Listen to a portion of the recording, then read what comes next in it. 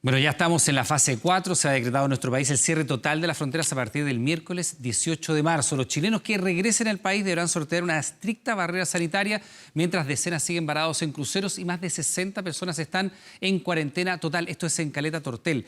El número de contagios subió a 156 casos confirmados.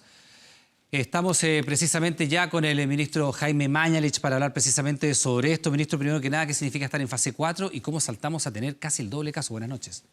Muy buenas noches, don Iván. En relación a lo primero, todo este tipo de episodios se dividen en 4 fases. Vale decir, primera fase tenemos solo casos importados. Segunda fase, estamos preparándonos para los casos, que es lo que hicimos nosotros desde el 15 de enero. Segunda fase, tenemos solo casos importados, alguien que llegó de Italia, de España. Tercera fase, esta persona ha producido diseminación local, como ocurrió, por ejemplo, en Maule. Y cuarta fase, ya efectivamente no podemos trazar los contactos, ya hay diseminación comunitaria, como está ocurriendo en algunas partes del país. Hemos entrado a esa cuarta fase que no tiene mucho que ver o no tiene que ver con el número de personas infectadas, sino que tiene que ver con el mecanismo de transmisión. Hay países que han pasado directamente de 0 casos a un número muy importante de casos y fase comunitaria porque han partido tardíamente, a diferencia de nosotros, muy tardíamente con la fase de diagnóstico. Respecto... Y le quiero mostrar este gráfico porque si nosotros vemos, por ejemplo, cómo evoluciona el COVID-19 en Chile en las 2 primeras semanas, tenemos una curva que es bastante explosiva y llama mucho la atención que lleguemos a 156 casos en solo 16 días. Se acerca un poco a lo que pasa en Italia. Si lo comparamos en la siguiente gráfica, se lo quiero mostrar. A ver si nos ayudan a mostrar, por ejemplo, aquí quinto día, 10º día, 34 casos, llegamos al día 16 con 156. Si nos vamos a la siguiente lámina, donde se puede apreciar lo que pasaba, por ejemplo, y comparando a nuestro país a 2 semanas, claro, naturalmente el caso de China es el que llama la atención, es el que ha centrado todo el interés internacional, pero fíjese dónde estamos nosotros. Ahí en un segundo lugar, bastante más que Brasil, más que Italia. ¿Por qué estamos tan disparados, ministro?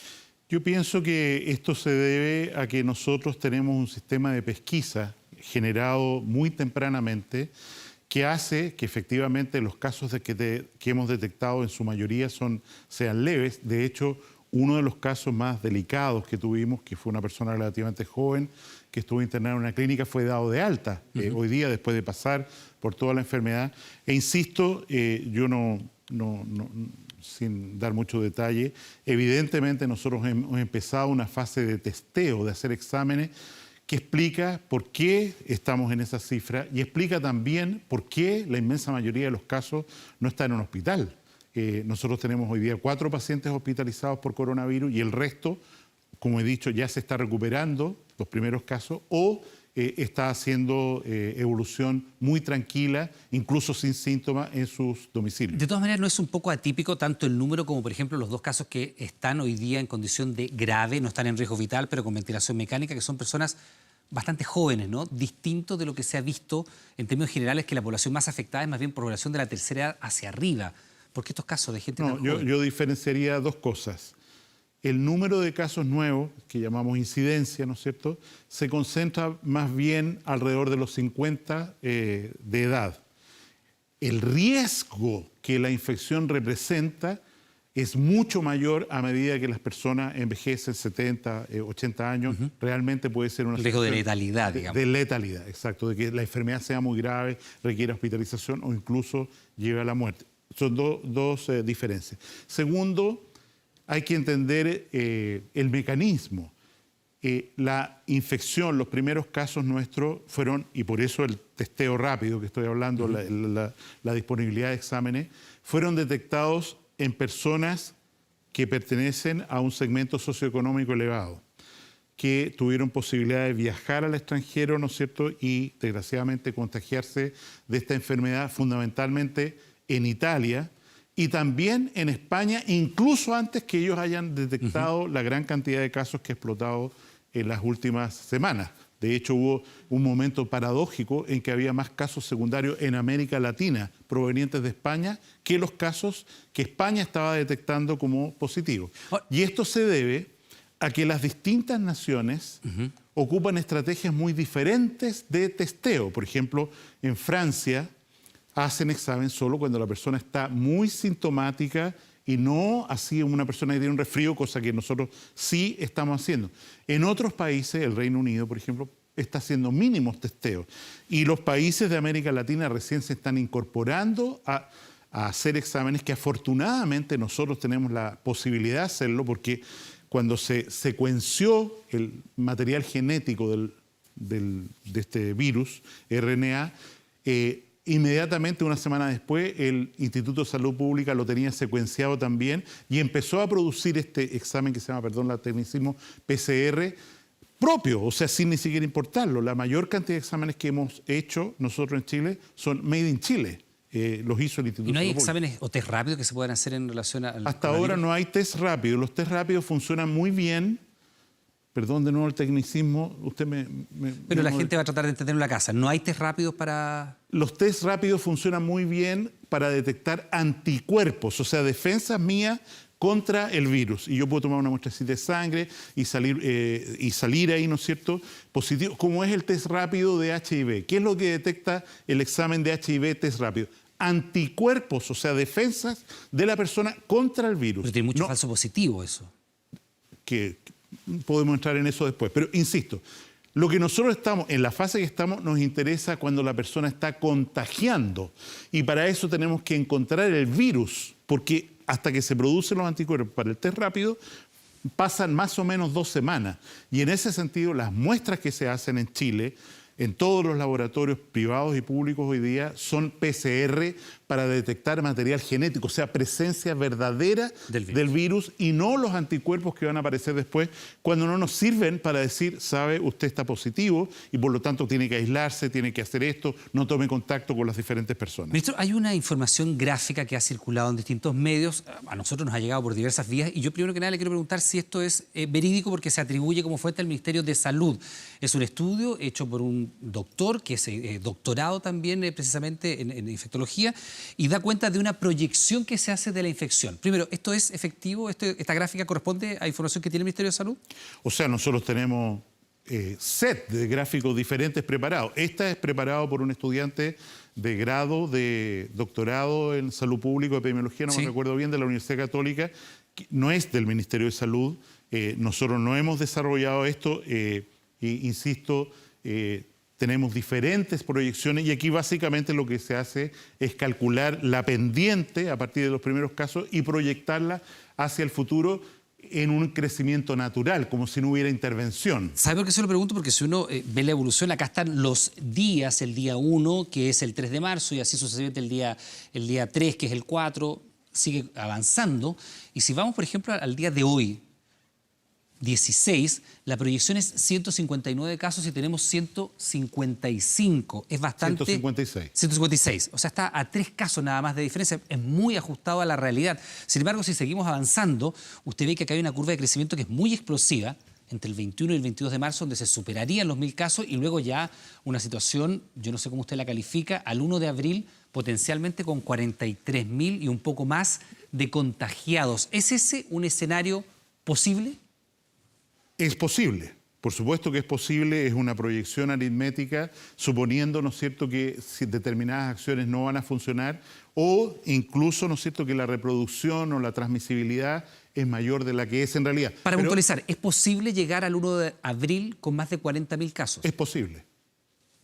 O sea, esa proyección y otras, más y menos, es posible y en la medida que se extiende esta proyección hacia acá, ¿no es cierto?, hacia la derecha del gráfico, avanzando evidentemente en el tiempo, claro.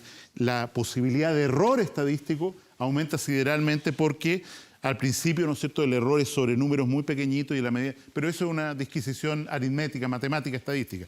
Lo que quiero decir es que nosotros sabemos que el día 3 de marzo recién pasado iniciamos esta ola, ¿no es cierto?, que debería tener una duración aproximada de 12 semanas, que suba y baje, independiente que puede haber después rebotes, otros ciclos más pequeñitos, que puede durar años de este brote infeccioso, de esta pandemia de la que estamos hablando, hasta que esto entre un equilibrio ecológico entre el virus y los seres humanos.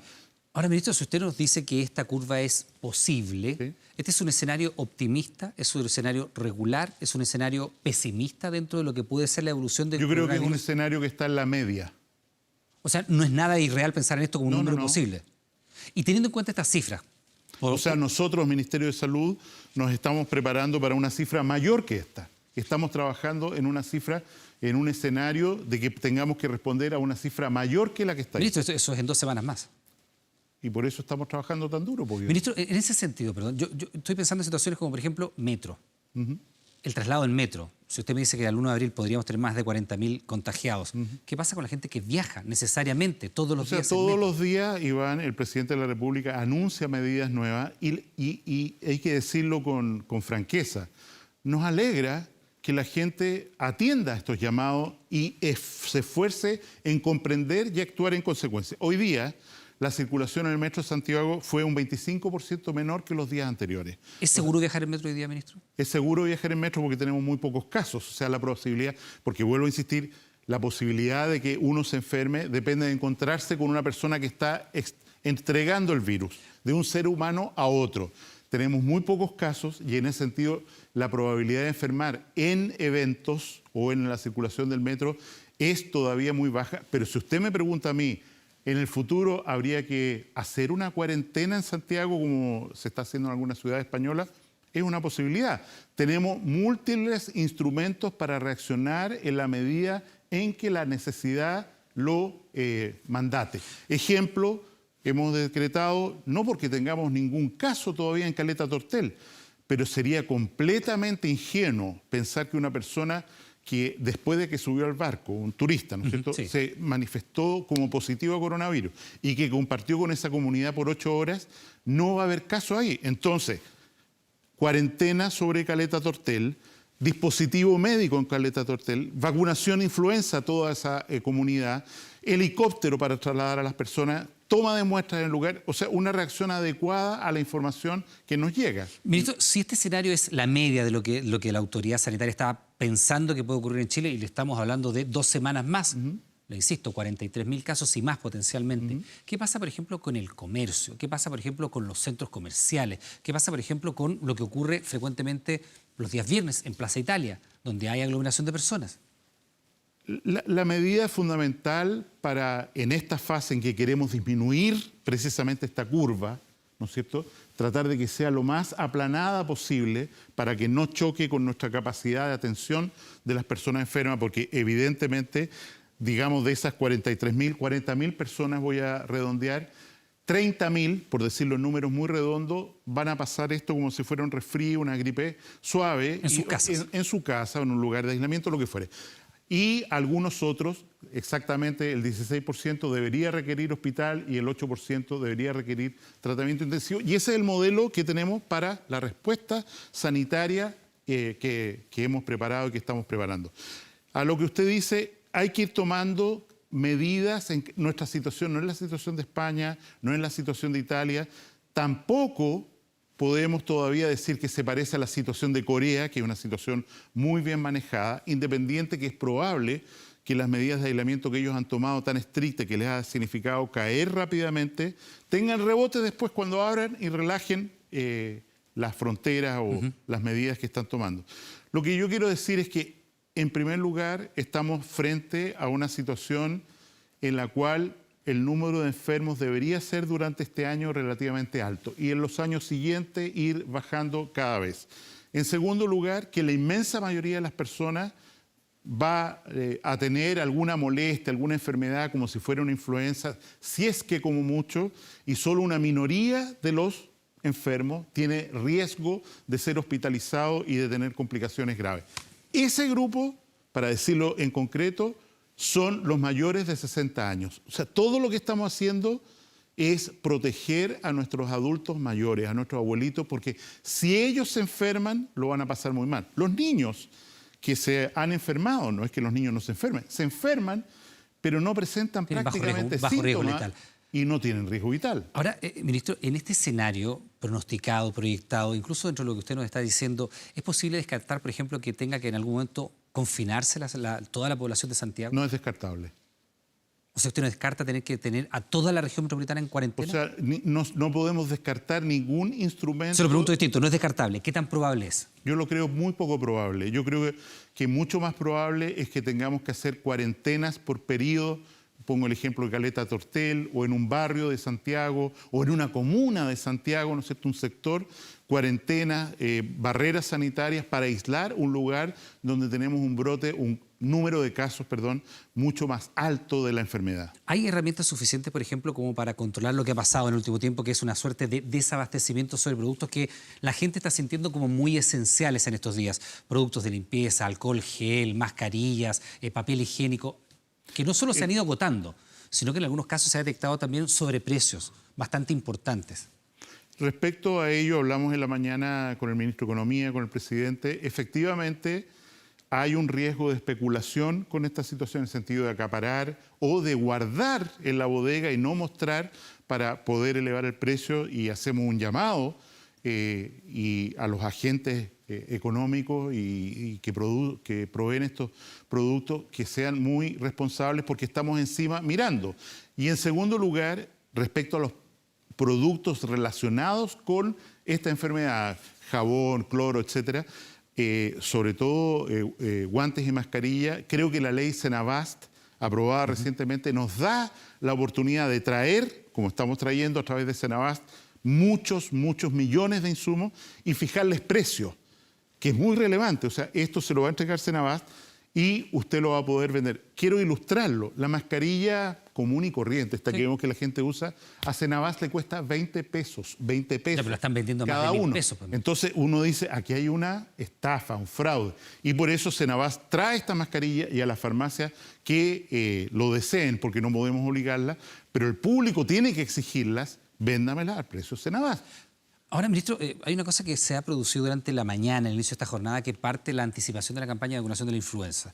Si una de las medidas esenciales, ustedes lo han dicho hasta el cansancio, quédese en la casa, evite la aglomeración de gente, lávese las manos. Si una de las medidas esenciales para evitar la propagación, sobre todo en grupos de riesgo, como es la gente de la tercera edad, es evitar que se aglomeren personas.